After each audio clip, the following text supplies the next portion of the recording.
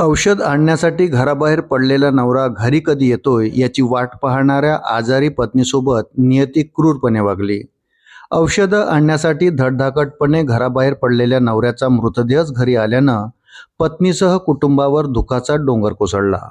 कल्याण मुरबाड मार्गावरील रायते पुलावर झालेल्या भीषण अपघातात गणपतीमध्ये या प्रवाशाचा दुर्दैवी मृत्यू झाला. औषधाच्या प्रतीक्षेत असलेल्या पत्नीला पतीच्या मृतदेहाचेच अंत्यदर्शन घ्यावे लागल्याने संपूर्ण मुरबाड तालुक्यात हळहळ व्यक्त होत आहे. मुरबाडच्या देवळारवाडी परिसरात राहणारे गणपतीमध्ये यांची पत्नी आजारी होती.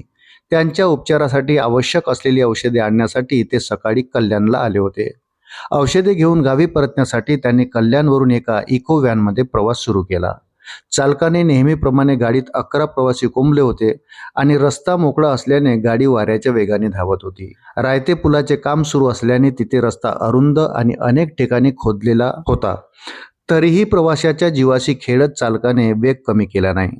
सकाळी 10:30च्या सुमारास समोरून येणाऱ्या सिमेंट मिक्सरला जागा देण्याच्या प्रयत्नात चालकाचे नियंत्रण सुटले आणि व्हॅन थेट मिक्सरवर जाऊन धडकली. या धडकेत व्हॅनचा अक्षरशः चक्काचूर झाला. मध्ये यांच्यासह इतर प्रवाशांना काय घडतं हे समजण्यापूर्वीच त्यांच्यावर काळाने घाला घातला. घरी औषधं घेऊन येणाऱ्या पतीच्या वाटेकडे डोळे लावून बसलेल्या आजारी पत्नीला जेव्हा अपघाताची बातमी समजली तेव्हा तिचा आधारच हिरावला गेला.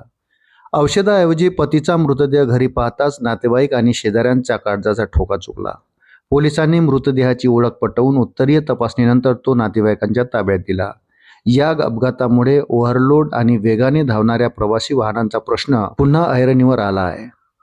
अशाच प्रकारच्या नवीन अपडेट करता व्हिडिओला लाईक आणि चॅनलला सबस्क्राईब जरूर करा. धन्यवाद.